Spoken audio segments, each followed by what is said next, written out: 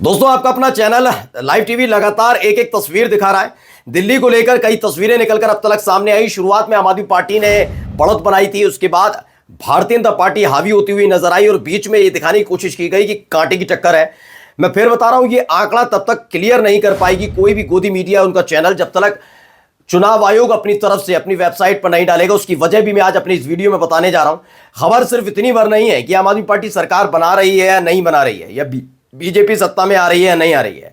खबर यह भी है इन सब के बीच कि क्यों आखिरकार वो तमाम न्यूज चैनल जो चुनाव आयोग की वेबसाइट पर परिणाम आने से पहले ही ये बता देते थे कि किसकी सरकार बनने जा रही है, वो अब तक अटके क्यों है?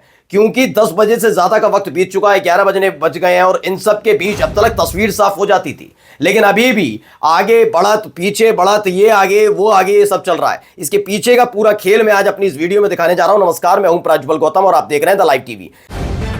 द लाइव टीवी, सच सबसे आगे।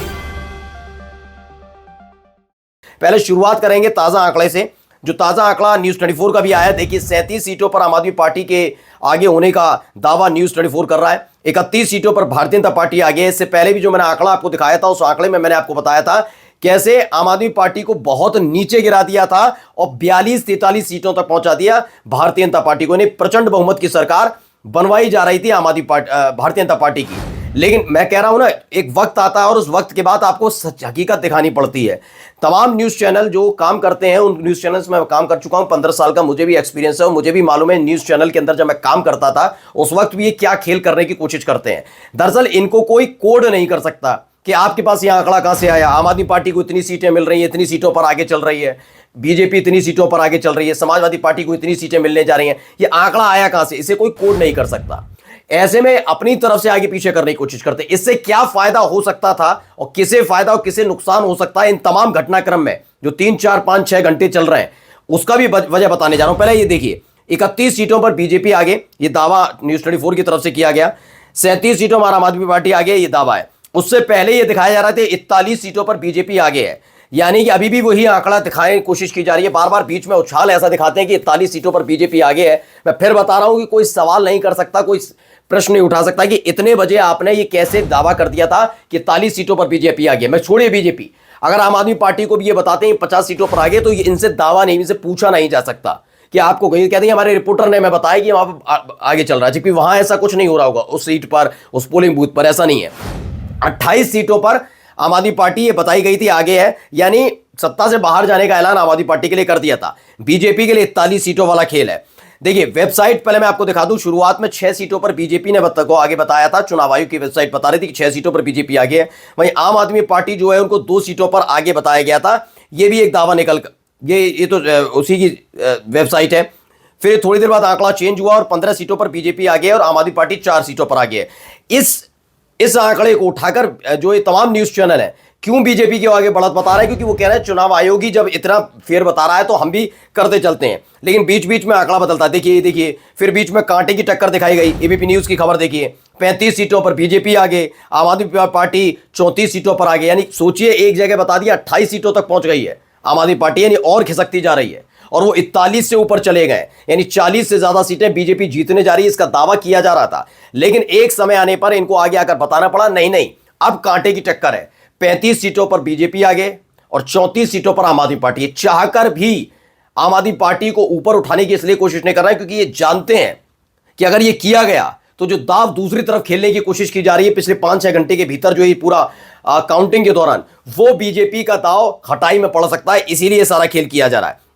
आइए इसमें फिर आगे अगर आम आदमी पार्टी को थोड़ा 36 सीटों पर आगे बढ़ाना पड़ा, 33 सीटों पर बीजेपी आगे है, ऐसा भी दावा करना पड़ा कि भैया 36 सीटों पर तो आम आदमी पार्टी आगे चल रही है, भारतीय जनता पार्टी 33 सीटों पर आगे चल रही है। तो ये पूरी कांटे की टक्कर दिखाकर एक माहौल क्रिएट करने की कोशिश की जा रही है। क्रिएट कैसे किया जाता है थोड़ा मैं समझा देता हूं।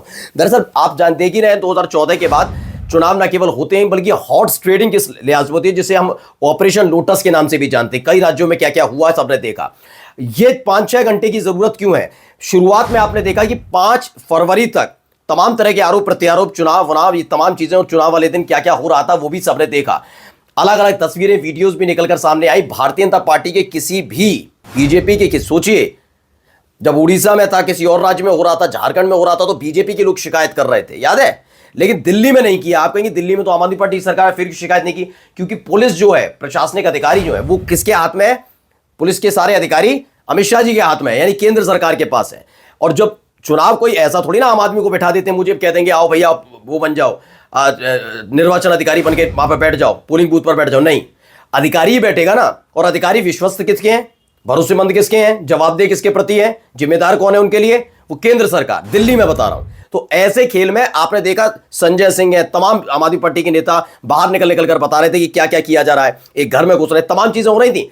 5 तारीख की शाम तक पता लगा कि सामदाम दंडभेद किया तो गया, लेकिन उस स्तर पर वो खेल हो नहीं पाया है।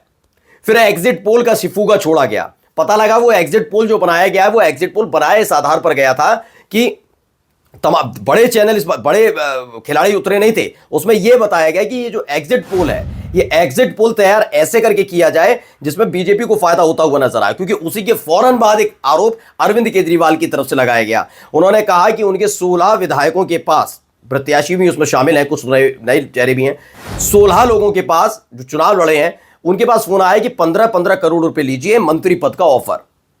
वो बात अलग है कि इसको लेकर एंटी करप्शन जो टीम है वो सक्रिय हुई और अरविंद केजरीवाल से पूछताछ कर रही है, कहां से जानकारी मिली, कौन लोगों ने फोन किया, क्या क्या नंबर था, कितने बजे फोन आया, किस किस पर आया, वो तमाम चीजें हैं।